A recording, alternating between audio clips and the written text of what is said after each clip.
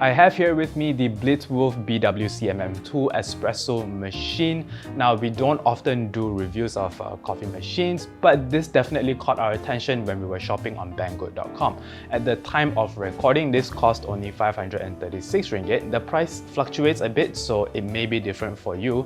But I have used espresso machines that cost 800 ringgit, and those are relatively cheap beginner espresso machines. This is even cheaper. I regard that 800 ringgit espresso machine as one of the best beginner machines that you can get right now, but could this be the one to overtake it? Well, let's find out.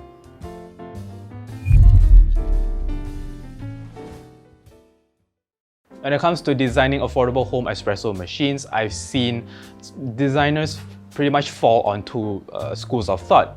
One is when they try and make things really clean and premium. The other one is when they try and go back to retro designs. This machine definitely looks like a clean, modern design, which is great. So it will fit in most homes, no problem. What definitely stands out in the front here is, of course, the panel here. You get touch controls, which is not very common for machines that are as cheap as this. It's mostly plastic, built of plastic black and with silver metal accents around. In terms of build quality, unfortunately, it's not the best. But what can you expect from something this affordable? It's very light at only 3.6 kilograms, 3.65 kilograms. So you can definitely carry this around. One problem, however, is that when you're trying to lock in your portafilter, you will need some sort of counterweight to properly lock it in. But that is, again, very common for affordable home espresso machines. But going around the espresso machine, we see a knob for the steam wand on the side here. We also see the steam wand right here. And moving on to the drip tray, it carries the same design aesthetic as the rest of the body. You get a mostly plastic build along with a removable cover that is made of plastic. And in the drip tray itself is, of course, an indicator for when the water level is full. And behind the espresso machine is, of course, the water tank. When it comes to features, that's also another thing that definitely drew us to this espresso machine. It's got 20 bars of pressure, but I suspect when the water actually travels to your portafilter, it's 9 bars of pressure, which is supposed to be the ideal pressure for making espresso. Moving on to the other features, like I mentioned earlier, you get a touch control system. In terms of options, you get a single and double shot mode. You get your power button right in the middle. You also have a manual mode in case you don't want it to be automatic. And you also get your steam mode here. You press this button, it will flash and you will be able to use your steam wand, which you can control using the knob on the, if you're facing the espresso machine, it's on your right. Moving on, you can't make espressos without the portafilter, and the one that comes with the espresso machine doesn't feel all that great. It's very light, but it works, so I'll give it that. Another thing that you get is a set of pressurized baskets, one for a single cup and one for 2 cups. Unfortunately, the baskets do not snap into place. They kind of just sit. There is a notch here that you have to line up with the portafilter itself, and it kind of just sits in and you rotate to lock it. It moves around quite a bit, which is really odd based on the kinds of machines that I've used before. Usually they are supposed to just snap in, but it works again, so I'll give it that. Also, another thing that comes in the box is, of course, the scoop for your coffee powder and the tamper. This tamper doesn't feel great, but what can you do? This is, again, very common for affordable espresso machines like this. Now, with all that said, before I actually start making a cup of coffee, I want to talk about who this machine is made for.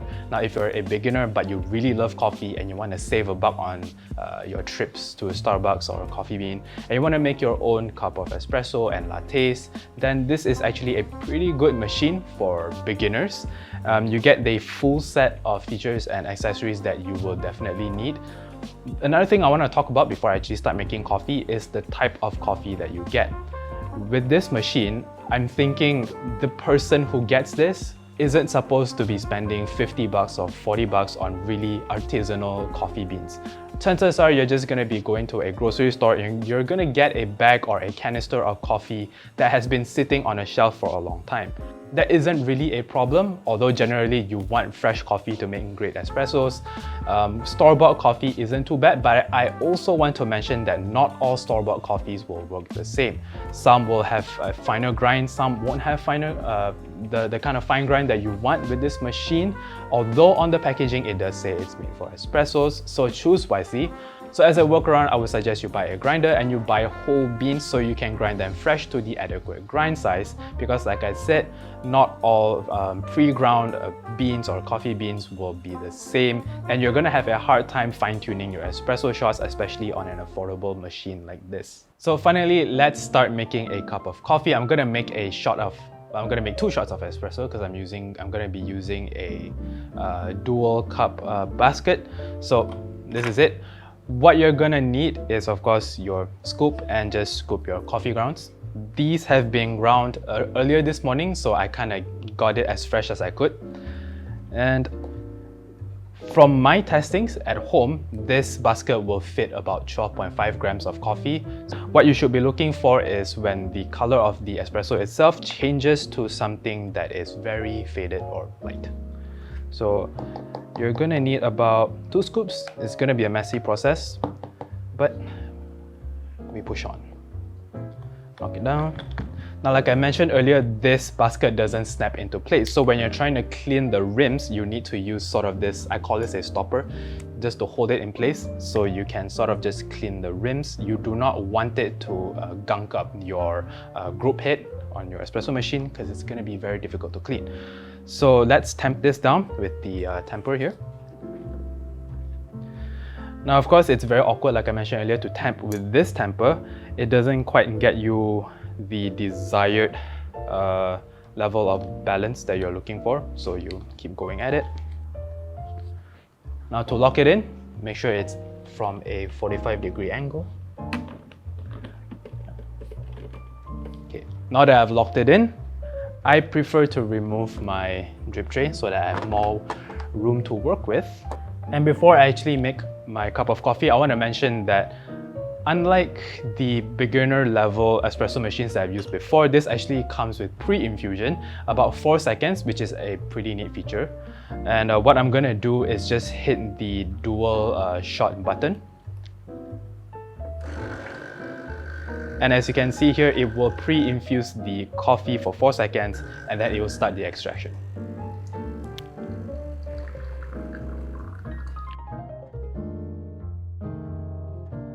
So here's my first extraction here, and it looks pretty decent. I get a nice thick crema here, but then again, you have to remember it is a pressurized basket, so getting a crema is not too difficult. But you may have noticed earlier that I have set the timing too short.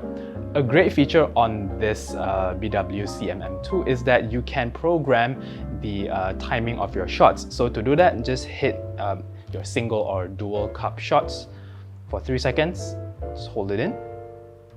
I'm just gonna remove this, and I'm just gonna put a drip tray.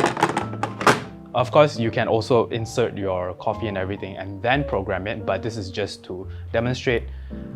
Hold it in for 3 seconds. Once it's flashing, press the button again. You have to let it run for 4 seconds. That is the pre-infusion, like I mentioned earlier. And then now you just wait. Ideally, you would want your coffee in there just to see how much you want out.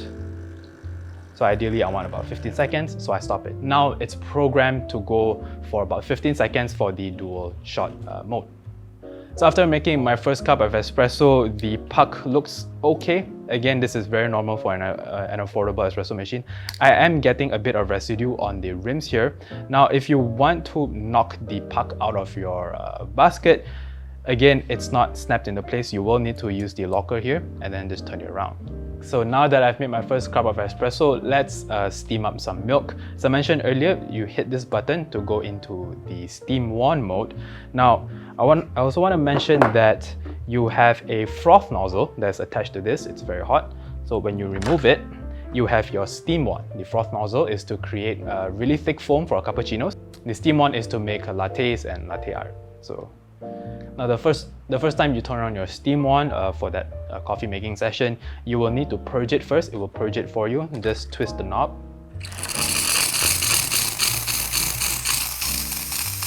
Now that it's purged, you can start to steam your milk.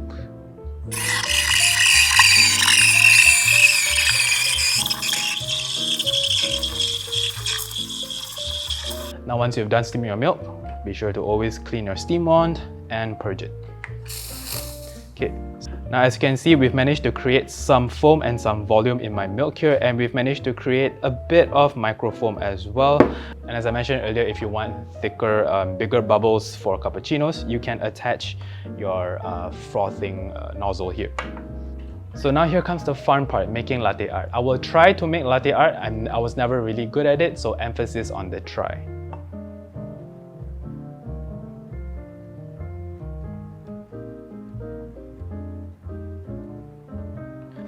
Okay, this looks horrible, but it looks fine. It looks fine. Now the next drink I want to try and make is a cup of cappuccino with the froth nozzle. So like before, I'm going to try and scoop 2 scoops of this coffee. So like before, I'm going to make 2 shots of espresso, and like before, I already programmed it to be a little longer. So let's see if it creates a better shot of espresso.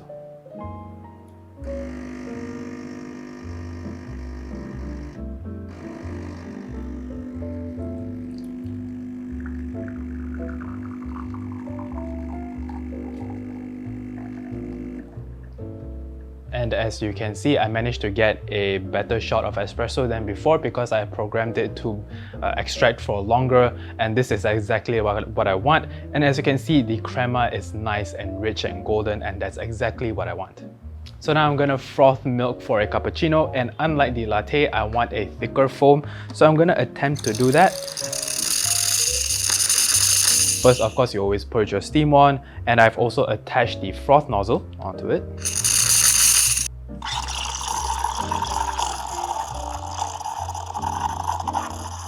As you can see, I've got myself very thick foam here. I'm not a fan of cappuccinos, but hey, some of you might be.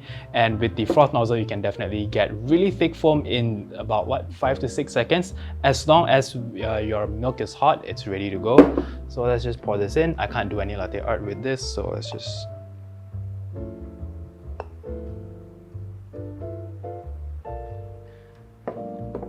There you go. Next up, let's make a cup of long black.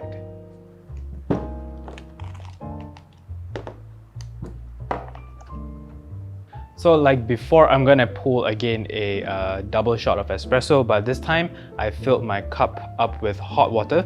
I'm just gonna place it under the portafilter and the same button again.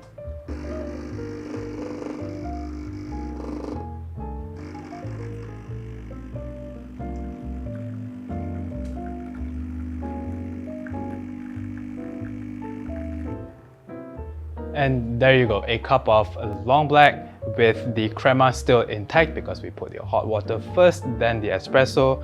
So there you have it. 3 espresso-based drinks, although not particularly done well because of my skills, but you can definitely get better results if you have a more experienced hand. But if you have a more experienced hand, you wouldn't be using a beginner machine like this. So for beginners, this is probably what you're going to be looking at. In terms of taste, again, I like my coffee strong, so I only use dark roasted coffee and I grind them fine, not to the point where it chokes the machine. And as you can see, all my coffee have pretty good color, especially with the cappuccino and the long black. In terms of taste, you get what you're expecting. These coffee grounds I bought off the shelf, off of a grocery store. They're meant to just taste really bold, strong, not a lot of body, but that's just how I like it, I suppose. So there you have it. That was the BlitzWolf BW-CMM2 Espresso Machine. Like I mentioned earlier, if you are a beginner, this is definitely a worth it machine to get, especially for its wide range of features, touch controls. You even get pre-infusion, and you also get programmable shot timings. You can definitely make great espressos, relatively great espressos and espresso-based drinks. You have a pretty wide cup warmer on top here, and you also get a frother and a steam one. So these features, although you can probably see on other affordable machines as well, this one costs a fraction of what those will cost. The weak spots for this machine are definitely build quality. That will stand out the most, and compared to the 800 ringgit machine that I mentioned earlier, that was built a little better. Even though it was mostly plastic, it felt heftier and it felt more premium, but that is expected with an affordable machine like this. Despite that, you can still get great coffee if you are looking to save money on Starbucks and a trip to all these cafes. You can make this right at home. Definitely a worth it buy.